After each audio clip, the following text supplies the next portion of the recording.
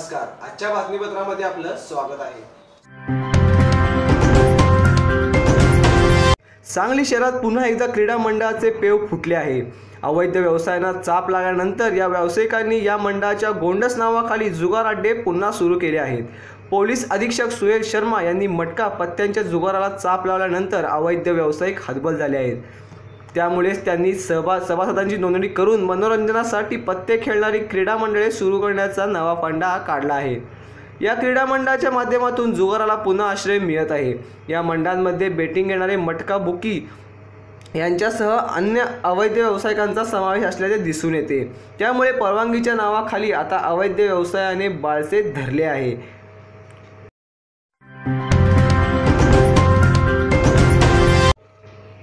जिल्ह्यातील मिरज पूर्व, कवठे महांकाळ, तासगाव आणि जत या 4 तालुक्यातील दुष्काळी भागाला म्हैसाळ योजनेच्या 4 महिन्यापासून सुरू असलेल्या आवर्तनातून सुमारे 7 TMC पाण्याचा लाभ झाला। त्यामुळे या भागातील दुष्काळ थोडा सुसह्य बनला आहे। पुन्हा एकदा म्हैसाळ योजना या लाभक्षेत्राची संजीवनी ठरली आहे।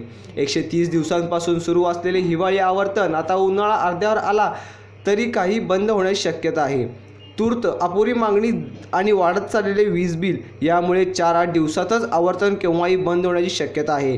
त्यामुळे तीव्र उन्हाळ्याची शेतकऱ्यांना काळजी आहे। यंदाचे म्हैसाळ योजनेचे आवर्तन हिवाळ्यात सुरू करावे लागले होते। 4 महिन्यात 5.5 TMC आणि पाणी सिंचनासाठी 2.25 TMC पाणी पिण्यासाठी सोडले होते।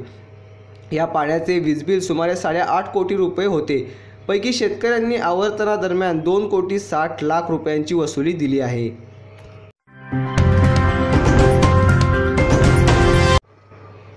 60 वर्षावरील वृद्ध शेतकऱ्यांना मासिक 5,000 रुपये पेन्शन द्यावे यासह इतर काही मागण्यांसाठी जनता दलाच्या वतीने मिरज कागवाड आंतरराज्य मार्गावर रास्ता रोको आंदोलन करण्यात आले। या आंदोलनात शेतकरी मोठ्या संख्येने सहभागी झाले। दरम्यान झरे जिल्हा सांगली 60 वर्षावरील वयोवृद्धांना पेन्शन मिळालीच पाहिजे या प्रमुख मागणीसाठी जनता दलाच्या वतीने राज्यात सर्वच ठिकाणी रास्ता रोको आयोजित केला होता। झरे येथे माजी आमदार प्राध्यापक शरद पाटील यांच्या नेतृत्वात वयोवृद्ध महिला पुरुषांनी रास्ता रोको केला।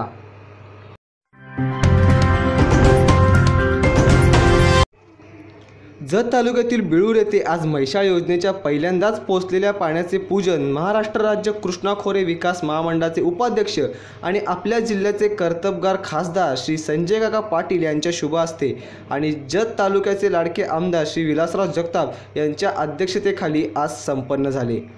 कायम दुष्काळी असणाऱ्या भागात म्हैसाळचे पाणी आल्याने लोकांमध्ये खूप आनंद आणि समाधान व्यक्त होत आहे। खासदार श्री संजय काका पाटील आणि आमदार श्री विलासराव जगताप यांनी जतकरांना दिलेला शब्द आज सत्यात उतरला असल्याने लोकांमधून दोघांचेही अभिनंदन होत आहे। आज त्याचीच प्रचिती म्हणून दोघांची बिळूर येथे भव्य मिरवणूक काढण्यात आली।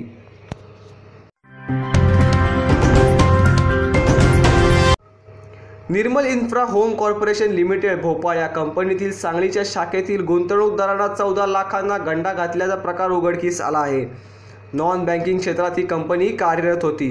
या प्रकरणी शहर पोलीस ठाण्यात कंपनीच्या 7 संचालकांविरोधात फसवणुकीचा गुन्हा दाखल करण्यात आला आहे। अभिषेक S. चौहान, संचालक हरेश शर्मा, तुलसिंग चौधरी, निरंजन कसकेना, निर्मला देवी चौहान, लखन सोनी, सुहास विजय गोकावे अशी गुन्हे दाखल झाल्याची नावे आहेत। याबाबत कंपनीचे एजंट उत्तम नामदेव बालटे यांनी फिर्याद दिली आहे।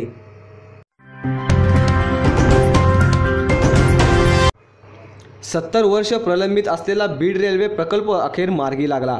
आज आपल्या अधिकृत ट्विटर अकाउंटवरून बीड जिल्ह्याच्या पालकमंत्री पंकजा मुंडे यांनी बीड जिल्ह्याच्या कानात झुकझुक असा शीर्षक देत धावत्या रेल्वेचा व्हिडिओ पोस्ट केला आहे। पंकजा मुंडे ट्विटमध्ये पुढे म्हणाल्या की बीड जिल्हा हा विकासाचा बालेकिल्ला आहे।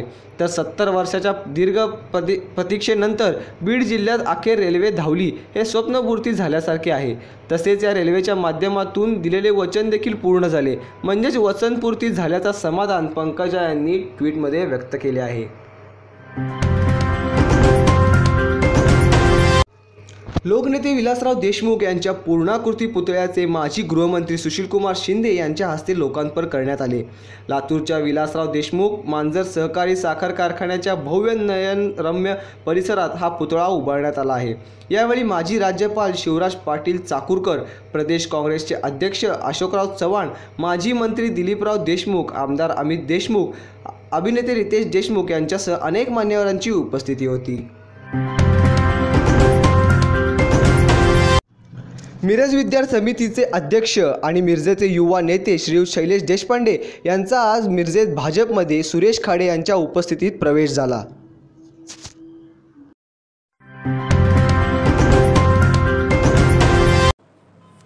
राष्ट्रसंत गाडगेबाबा उत्सव जयंती समितीतर्फे शाळा नंबर 1 येथे गाडगेबाबा जयंतीनिमित्त बाबांची प्रतिमा असलेले वह्या वाटप करण्यात आले।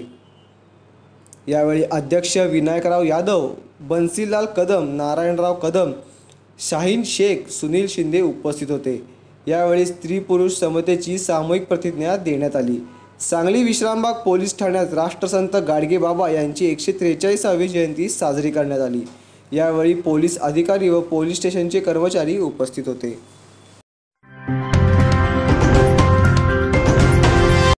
सांगलीची तडाखेबाज क्रिकेटपटू स्मृती मंदनाची भारताच्या महिला क्रिकेट संघाच्या कर्णधारपदी निवड झाल्याने सांगलीच्या शिरपेचात मानाचा तोरा रोवला गेला आहे।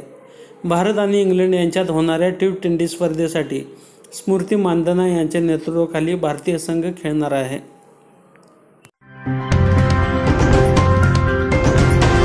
आणि याचबरोबर हे बातमीपत्र इथेच संपलं। ताज्या आणि ठळक घडामोडींसह पुन्हा भेटूया, तोपर्यंत नमस्कार।